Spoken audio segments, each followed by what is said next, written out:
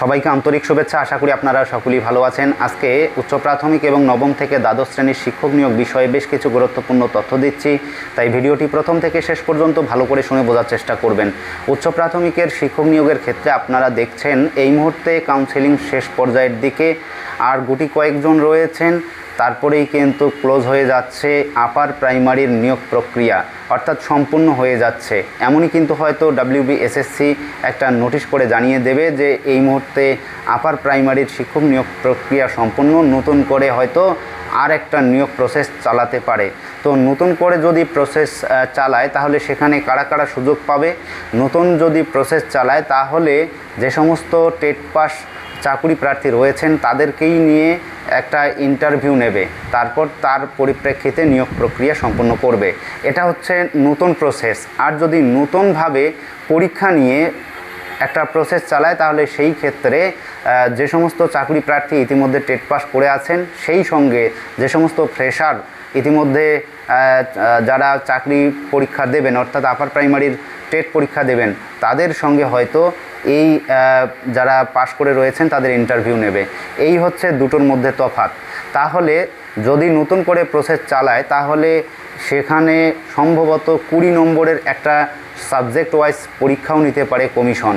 আর যদি পুরাতন এবং নতুন করে কোনো ধরনের একটা পরীক্ষা নেয় তাহলে সেখানে সবাই সুযোগ পাচ্ছে। এই হচ্ছে দুটোর মধ্যে তফাৎ।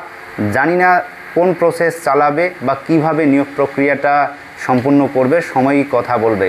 তবে এই মুহূর্তে আপার প্রাইমারির সবথেকে গুরুত্বপূর্ণ যে বিষয়টা সেটা হচ্ছে সিট আপডেট। সিট আপডেট তাহলে আদতে হবে কি না? এই যে দীর্ঘদিন ধরে আন্দোলন এবং অবস্থান বিক্ষোভ, মাতঙ্গিনী হাজরা মূর্তির পাদদেশে দীর্ঘদিন ধরে রোদ ঝড় বৃষ্টিকে উপেক্ষা করে তারা মূল্যবান সময়কে নষ্ট করে মাটি আঁকড়ে ধরে রয়েছে যাতে আপার প্রাইমারির শূন্যপদ সংযোজন করে তাদের ভবিষ্যৎ নির্ধারণ করা হয়।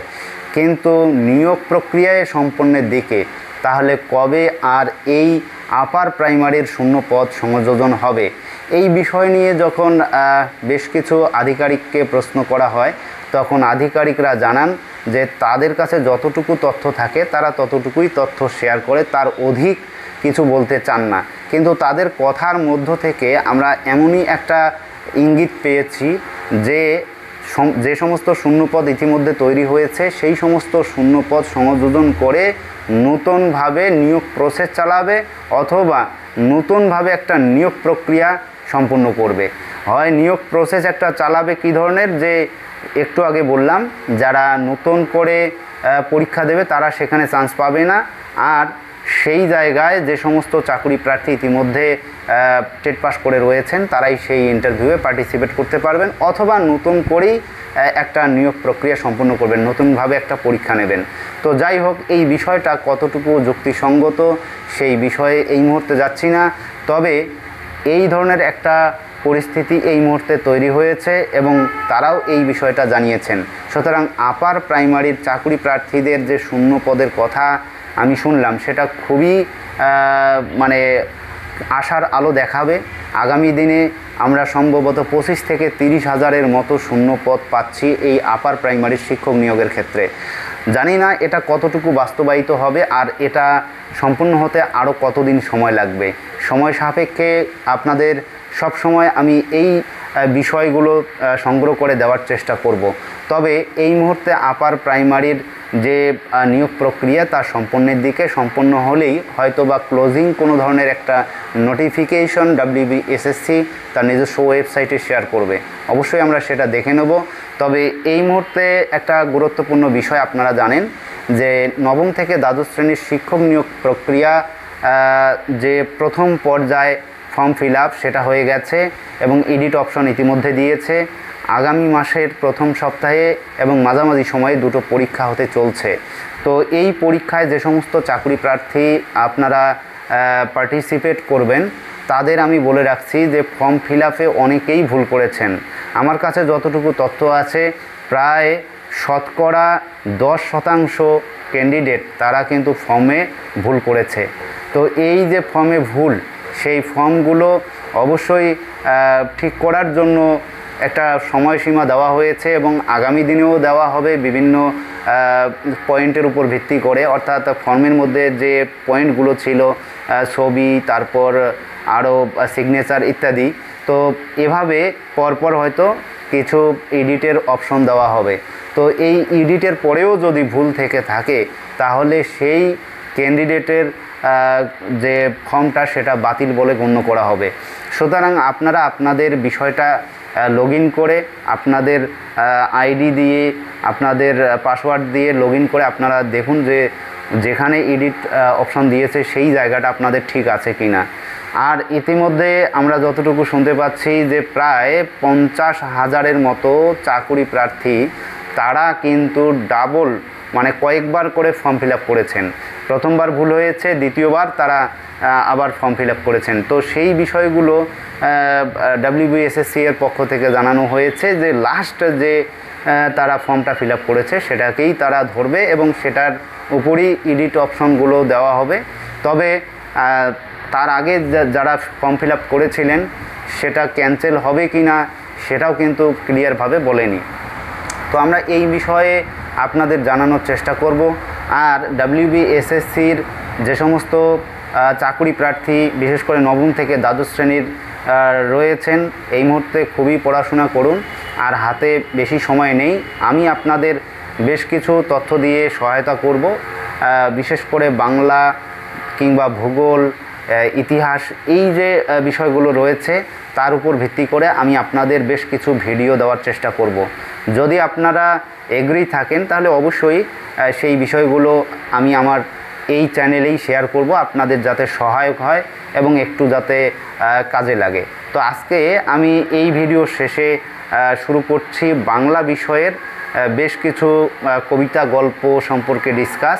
তো যারা দেখবেন তারা অবশ্যই আমার এই ভিডিওর শেষেই কিন্তু আমি সেটা শুরু করছি। তো চলুন আমি আপনাদের বাংলা বিষয়ে বেশ কিছু গুরুত্বপূর্ণ প্রশ্নোত্তর এবং কবিতা গল্প সেগুলো আলোচনা করার চেষ্টা করছি। আজকে অর্জুনের লক্ষ্যভেদ কবিতার সারাংশ এবং তার অন্যান্য সংক্ষিপ্ত বিষয়গুলো তুলে ধরার চেষ্টা করছি যাতে আপনাদের WBSSCর পরীক্ষায় সহায়ক হয়। অন্যান্য বিষয়গুলো আমি আপনাদের দেওয়ার চেষ্টা করব। অবশ্যই আমার এই চ্যানেলটি সাবস্ক্রাইব করে পাশে থাকবেন। ইতিহাস, ভূগোল, তারপর আপনারা পাচ্ছেন ইংরেজি, সেই সঙ্গে ম্যাথ, তার যাবতীয় ম্যাটেরিয়ালস কিন্তু আমার এই চ্যানেলে প্রকাশ করব। তো অবশ্যই চ্যানেলটি সাবস্ক্রাইব করে পাশে থাকবেন। আমি আপনাদের অবশ্যই খবর দেওয়ার পাশাপাশি WBSSCতে যাতে আপনারা পাশ করতে পারেন, আপনারা যাতে একজন শিক্ষক হতে পারেন তার সহায়ক রূপে আমি কাজ করব। তো চলুন আজকে বাংলা বিষয়ের সবথেকে একটা গুরুত্বপূর্ণ কবিতা, সেটা হচ্ছে সাহিত্য সম্ভারের দশম শ্রেণীর অর্জুনের লক্ষ্যভেদ কবিতাটি পড়ব এবং তার যাবতীয় তথ্যগুলো জানার চেষ্টা করব। তো অর্জুনের লক্ষ্যভেদ কবিতাটি লিখেছেন কবি কাশিরাম দাস। তো কাশিরাম দাস তাহলে কে?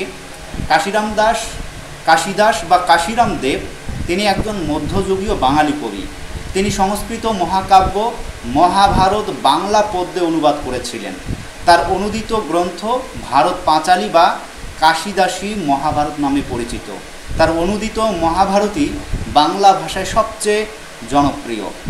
কবি কাশিরাম দাস বর্ধমান জেলার ইন্দ্রাণী পরগনার অধুনা পশ্চিমবঙ্গের বর্ধমান জেলার কাটোয়া মহকুমার অন্তর্গত সিঙ্গি মতান্দরে সিদ্ধি গ্রামে এক বৈষ্ণব কায়স্থ পরিবারে জন্মগ্রহণ করেছিলেন। সেই গ্রাম এখনও রয়েছে এবং ওই গ্রামে কাশিরামের স্মৃতি বিজড়িত অনেক স্থান এখনও পর্যন্ত আমরা দেখতে পারি। তারা দেব উপাধিধারী ছিলেন, দেব উপাধিধারী কায়স্থ। তার পিতার নাম ছিল কমলাকান্ত।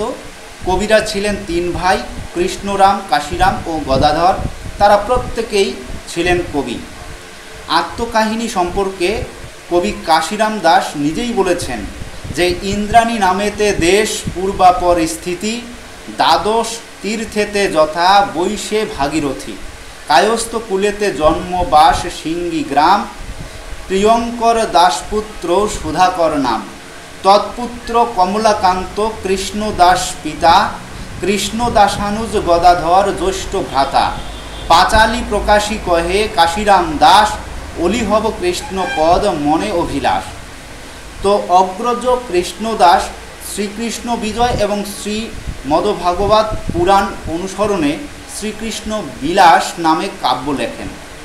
অনুজ গদাধর লিখেছিলেন জগন্নাথ মঙ্গল বা জগৎ মঙ্গল কাব্য। গদাধরের জগৎ মঙ্গল কাব্যে এই বর্ণনার অনুরূপ উল্লেখ আছে। কবির অনুজ গদাধরের পুত্রের নাম নন্দরাম দাস।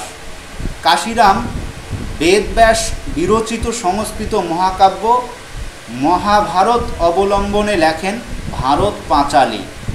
কাশিরাম দাস সংস্কৃত ভাষায় সুপণ্ডিত ছিলেন। তিনি অধুনা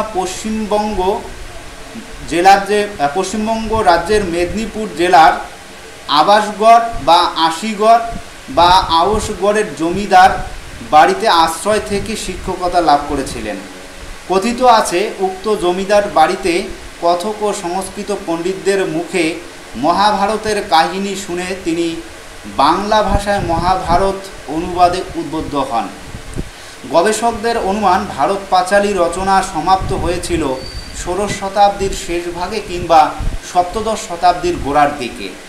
তাদের আরও অনুমান কাশিরাম দাস সম্পূর্ণ মহাভারত অনুবাদ করতে পারেননি, 4টি মাত্র অনুবাদ করেছেন। আদিসভা, বন ও বিরাট এই 4 পর্ব অনুবাদের পর তার মৃত্যু হলে তার জামাই অবশিষ্টাংশ অনুবাদ করেন।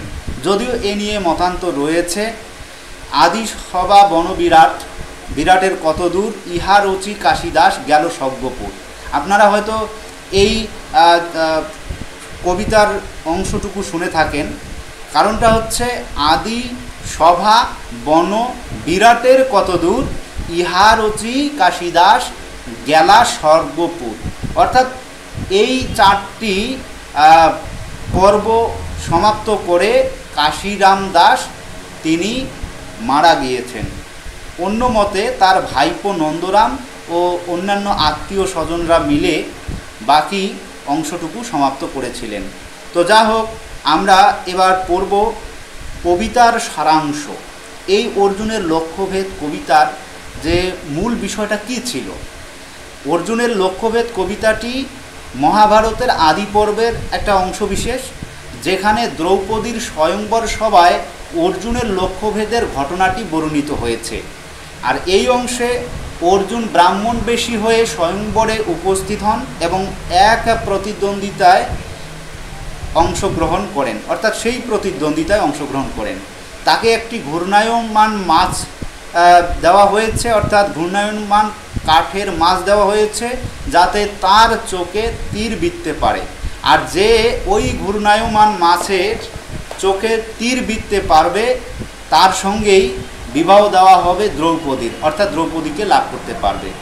অর্জুন তার গুরু এবং কৃষ্ণকে স্মরণ করে ধনুতে গুণ পরিয়ে 5টি স্বর সন্ধান করে এবং যন্ত্রের ছিদ্রের মধ্য দিয়ে লক্ষ্যভেদ করেন, যা সকলের জন্য একটা অসাধারণ দৃশ্য ছিল। এই ঘটনার মাধ্যমে অর্জুন দ্রৌপদীকে লাভ করেছিলেন। অর্জুন যখন ব্রাহ্মণবেশী হয়ে স্বয়ংবর সভায় উপস্থিত হয়েছিলেন তখন অন্যান্য রাজারা তাকে অবজ্ঞা করে কিছু কথা বলেছিলেন। তারা অর্জুনকে ভিক্ষুক বা নগণ্য বলে বিদ্রূপ করেছিলেন। তাদের ধারণা ছিল অর্জুন একজন সাধারণ ব্রাহ্মণ, তার পক্ষে এই কঠিন লক্ষ্যভেদ করা সম্ভব নয়। এই তিরস্কারগুলো অর্জুনকে মানসিকভাবে দুর্বল করার চেষ্টা করেছিল, কিন্তু অর্জুন ছিলেন স্থির ও আত্মবিশ্বাসী। সে কারণেই তিনি কিন্তু দ্রৌপদীকে লাভ করেছিলেন। তো যখন স্বয়ংবর সভায় সবাই উপস্থিত ছিলেন আর তাকে বারবার দ্বিজগণ বাধা দিচ্ছিলেন যাতে সেখানে না যায়, অর্থাৎ সেই পরীক্ষা দিতে না যায় অর্জুন, সে কারণেই বাধা দিচ্ছিলেন। সেই ঘটনাটাই কিন্তু অর্জুনের লক্ষ্যভেদ কবিতার এই পাঠ্যাংশে অন্তর্ভুক্ত রয়েছে। সুতরাং আমরা এখন সেই কবিতাটি পড়ব। দ্বিজসভা মধ্যেতে বসিয়া যুধিষ্ঠির, চতুর্দিকে বেষ্টি বসিয়াছে চারিবীর। আর যত বসিয়াছে ব্রাহ্মণ মণ্ডল, দেবগণ মধ্যে যেন শোভে আখণ্ডল। নিকটেতে দৃষ্টদ্যুম্ন পুনঃ পুনঃ ডাকে, লক্ষ্য আসি বিন্দহ যাহার শক্তি থাকে। যে লক্ষ্য বিন্দিবে কন্যা লভে সেই বীর, শুনি ধনঞ্জয় চিত্তে হইল অস্থির। বিন্ধিব বলিয়া লক্ষ্য করি হেন মনে, যুধিষ্ঠির পানেতে চাহেন অনুক্ষণে। অর্জুনের চিত্ত বুঝি কহেন ইঙ্গিতে, আজ্ঞা পেয়ে ধনঞ্জয় ওঠেন তরিতে। অর্জুন চলিয়া যান ধনুকের ভিতে, দেখিয়া সে দ্বিজগণ লাগে জিজ্ঞাসিতে। কোথাকারে যাহ দ্বিজ কিসের কারণ, সভা হইতে উঠি যাহ কোন প্রয়োজন। অর্জুন বলেন যাই লক্ষ্য বিন্দিবারে, প্রসন্ন হইয়া সবে আজ্ঞা দেহ মোরে। শুনিয়া হাসিল যত ব্রাহ্মণ মণ্ডল, কন্যারে দেখিয়া দ্বিজ হইল পাগল। যে ধনুকে পরাজয় পায় রাজগণ, জরাসন্ধ শল্য দ্রোণ কর্ণ দুর্যোধন। সে লক্ষ্য বিন্ধিতে দ্বিজ চাহে কোন লাজে, ব্রাহ্মণেতে হাসাইল ক্ষত্রিয় সমাজে। বলিবে ক্ষত্র যত লোভী দ্বিজগণ, হেন বিপরীত আশা করে সে কারণ। বহুদূর হইতে আসিয়াছে দ্বিজগণ, বহু আশা করিয়াছে পাবে বহু ধন। সেসব হইবে নষ্ট তোমার কর্মেতে, অসম্ভব আশা কেন করো দ্বিজ ইথে। অনর্থ না করো বৈশ আসিয়া ব্রাহ্মণ, এত বলি ধরি বসাইল দ্বিজগণ। পুনঃ পুনঃ ডাকি বলে দ্রৌপদ তনয়, শুনিয়া অধৈর্য চিত্ত বীর ধনঞ্জয়। পুনঃ উঠিবারে পার্থ করিলেন গতি, হেনকালে শঙ্খনাদ করেন শ্রীপতি। পাঞ্চজন্য শঙ্খনাদ ত্রিলোক পুরিল, দুষ্ট রাজগণ শব্দ শুনি স্তব্ধ হইল। শঙ্খ শব্দ শুনি পার্থ হয়েন উল্লাস, ভয়াতুর জনে যেন পাইল আশ্বাস। উঠো উঠো ধনঞ্জয় ডাকে শঙ্খবর, লক্ষ্যবিন্দি দ্রৌপদীরে লবহ সত্তর। গোবিন্দের ইঙ্গিতে উঠিলেন অর্জুন, পুনঃ গিয়া ধরে তারে যত দ্বিজগণ। দ্বিজগণ বলে দ্বিজ হইলে বাতুল, তব কম্ম দেখি মজিবেক দ্বিজকুল। দেখিলে হাসিবে যত দুষ্ট ক্ষত্রিয়গণ, বলিবেক লোভী এইসব দ্বিজগণ। সভা হইতে সভাকারে দিবে খেদাইয়া, পাবার থাকুক কার্য লইবে কারিয়া। এত বলি ধরাধরি করি বসাইল, দেখি ধর্মপুত্র দ্বিজগণের কহিল। কি কারণে দ্বিজগণ কর নিবারণ, যার যত পরাক্রমে সে জানে আপন। যে লক্ষ্য বিন্দিতে ভঙ্গ দিল রাজগণ, শক্তি না থাকিলে তথা যাবে কোনজন। বিন্ধিতে না পারিলে আপনি পাবে লাজ, তবে নিবারণে আমা সবার কি কাজ। যুধিষ্ঠির বাক্য শুনি ছাড়ি দিল সবে, ধনুর নিকটে যান ধনঞ্জয় তবে। হাসিয়া ক্ষত্রিয় যত করে উপহাস, অসম্ভব কর্মে দেখি দ্বিজের প্রয়াস। সভা মধ্যে ব্রাহ্মণের মুখে নাই লাজ, যাহে পরাজয় হইল রাজার সমাজ। সুরাসুর জয়ী যেই বিপুল ধনুক, তাহে লক্ষ্য বিন্দিবারে চলিল ভিক্ষুক। কন্যা দেখি দ্বিজ কিবা হইল অজ্ঞান, বাতুল হইল কিবা করি অনুমান। কিংবা মনে করিয়াছে দেখি একবার, পারিলে পারিব নহে কি হবে আমার। নির্লজ্জ ব্রাহ্মণে মোরা অল্পনা ছাড়িব, উচিত যে শাস্তি হয় অবশ্য তা দিব।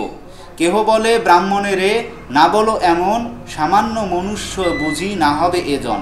এবারে আমরা পড়ব তার টিকা বা সেই শব্দার্থগুলো। দ্বিজ শব্দ একটি সংস্কৃত শব্দ, এর অর্থ দুই জন্ম। প্রথম জন্ম শারীরিক, অন্য জন্ম আধ্যাত্মিক। উত্তরণের আচারের মাধ্যমে মানুষ আধ্যাত্মিকভাবে জন্মগ্রহণ করে। হিন্দু সমাজ ব্যবস্থায় ব্রাহ্মণ, ক্ষত্রিয় ও বৈশ্য এই তিন বর্ণের সদস্যদের উপনয়ন দীক্ষার সংস্কারকে দ্বিতীয় বা আধ্যাত্মিক জন্ম বলে। যুধিষ্ঠির হলেন পঞ্চপাণ্ডব ভাইদের মধ্যে জ্যেষ্ঠ। প্রাচীন মহাকাব্য মহাভারতে তার কথা উল্লেখিত হয়েছে। তার পিতামাতা হলেন কুরু রাজবংশের রাজা পাণ্ডু এবং কুন্তী। বেষ্টি হলো বেষ্টন করা, অর্থাৎ ঘেরাও, প্রদক্ষিণ, প্রাচীর, বেড়া, পরিধি ইত্যাদি বোঝায়। আখণ্ডল বলতে কাকে বোঝানো হয়েছে? ইন্দ্রকে, যিনি বজ্র দ্বারা পর্বত ভেঙে ফেলেন। আখি, অণ্ড, অল, আখণ্ডল। দৃষ্টদ্যুম্ন পাঞ্চাল রাজ্যের রাজা দ্রুপদ এর পুত্র হলেন দৃষ্টদ্যুম্ন, অর্থাৎ দ্রৌপদীর ভাই। দ্রৌপদীর যমজ ভাই দ্রোণকে হত্যা করেছিলেন। ধনঞ্জয় বলতে কাকে বোঝানো হয়েছে? অর্জুনকে। পঞ্চপাণ্ডবদের অন্যতম হলেন অর্জুন শব্দের অর্থ উজ্জ্বল, জাজ্বল্যমান, সাদা অথবা রূপালী। তিনি একজন অব্যর্থ ধনুর্বিদ, তাকে পার্থ নামেও ডাকা হয়। প্রসন্ন, প্রসন্ন শব্দের অর্থ হচ্ছে সদয় বা সন্তুষ্ট। জরাসন্ধ, জরাসন্ধ ছিলেন মগধের রাজা। মহাকাব্য মহাভারত অনুযায়ী তিনি ছিলেন বৃহদ্রথ রাজবংশধর। তার পিতা বৃহদ্রথ এই রাজবংশের প্রতিষ্ঠাতা। জরাসন্ধ শব্দটি মূলত দুটি সংস্কৃত শব্দের সমন্বয়ে গঠিত। জরা হচ্ছে একজন রাক্ষসী, ছন্দ হচ্ছে যুক্ত, সে কারণেই কিন্তু তার এ ধরনের নাম হয়েছে শল্য। শল্য হচ্ছেন মদ্র দেশের রাজা, বীর যোদ্ধা, মাদ্রির ভাই। মাদ্রির সাথে হস্তিনাপুরের রাজা পাণ্ডুর বিয়ে হয়েছিল। দ্রোণ, দ্রোণ এছাড়াও আমরা সংস্কৃতে যে দ্রোণাচার্যের কথাটা বলি, তিনি হচ্ছেন দ্রোণ। কৌরব এবং পাণ্ডবদের রাজ অস্ত্রগুরু। কুরুক্ষেত্রের যে যুদ্ধ হয়েছিল সেই পঞ্চদশ দিনে তিনি যুদ্ধক্ষেত্রে সমাধিমগ্ন ছিলেন। তখন পাণ্ডব সেনাপতি ধৃষ্টদ্যুম্ন তাকে বধ করেন। কর্ণ, কর্ণ হলেন সূর্য এবং কুন্তির ছেলে বা সন্তান, সেই সূত্রে পাণ্ডবদের বড় ভাই। দুর্যোধন, দুর্যোধন হলেন মহাভারতের একটি চরিত্র। তিনি কৌরব পক্ষের যুবরাজ ছিলেন। তার পিতার নাম ধৃতরাষ্ট্র এবং মাতা গান্ধারী, আপনারা জানেন। ইথে, ইথে শব্দের অর্থ হচ্ছে ইহাতে। শ্রীপতি, শ্রীপতি শ্রীনিবাস, শ্রীপতি বিষ্ণু, কৃষ্ণ। কৃষ্ণ বা শ্রীকৃষ্ণ হলেন সনাতন হিন্দু ধর্মের পরম পুরুষোত্তম ভগবান। পুরাণ অনুযায়ী তিনি ভগবান বিষ্ণুর অষ্টমতম অবতার। বাতুল, বাতুল শব্দের অর্থ হচ্ছে পাগল বা উন্মাদ। মজিবেক, মজিবেক শব্দের অর্থ হচ্ছে মজিয়া যাওয়া বা বিভ্রান্ত হওয়া। তো এবার আমরা বেশ কিছু প্রশ্ন পড়ব, সেই প্রশ্নগুলো অবশ্যই আপনারা দেখুন। যুধিষ্ঠির বাক্য শুনি ছাড়ি দিল সবে, ধনুর নিকটে যান ধনঞ্জয় তবে। যুধিষ্ঠির কে? ধনঞ্জয় কে? যুধিষ্ঠির সবার উদ্দেশ্যে কি বলেছিল? উত্তর হবে, প্রাচীন মহাকাব্য মহাভারতের লেখা রয়েছে যে পঞ্চ পাণ্ডব ভাইদের মধ্যে বড় হলেন যুধিষ্ঠির। তার পিতামাতা হলেন কুরু রাজবংশের রাজা পাণ্ডু এবং কুন্তি। অর্জুনের আরেক নাম হচ্ছে ধনঞ্জয়, পঞ্চ পাণ্ডবদের মধ্যে অন্যতম। তিনি একজন অব্যর্থ ধনুর্বিদ, তাকে পার্থ নামেও ডাকা হয়। দ্রৌপদীর স্বয়ংবর সভায় অর্জুন ধনুক দিয়ে মাছের চোখ লক্ষ্যভেদ করতে যাচ্ছিল। তখন সভায় উপস্থিত দ্বিজ সকল তাকে ঠাট্টা করে বাধা দিচ্ছিল। তখন যুধিষ্ঠির সকলের উদ্দেশ্যে বলেছিলেন যে দ্বিজ সকল যেন অর্জুনকে বাধা না দেয়, কারণ যে লক্ষ্যভেদ রাজাও করতে পারেনি, সেখানে লক্ষ্যভেদ করার ক্ষমতা অর্জুনের আছে বলেই হয়তো সে যাচ্ছে।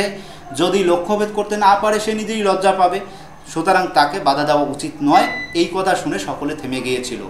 তারপরের প্রশ্ন, কন্যা দেখি দ্বিজ কিবা হইল অজ্ঞান, বাতুল হইল কিংবা করি অনুমান। এই কথা কারা বলেছিল এবং কার উদ্দেশ্যে বলেছিল? সেই দ্বিজ বাতুল হয়েছিল বলে কেন অনুমান করা হয়েছিল? উত্তর হবে, দ্রৌপদীর স্বয়ংবর সভায় উপস্থিত ক্ষত্রিয়গণ অর্জুনকে এই কথাগুলো বলে ঠাট্টা তামাশা করেছিল। ধ্রুপদ রাজার কন্যা দ্রৌপদীর স্বয়ংবর সভায় দ্রৌপদীকে পেতে হলে ধনুক দিয়ে মাছের চোখ লক্ষ্যভেদ করার পরীক্ষা ছিল। জলের পাত্রে মাছের ছায়া দেখে বিরাট ধনুক দিয়ে সেই মাছের চোখে তীরবিদ্ধ করা খুবই কঠিন ছিল।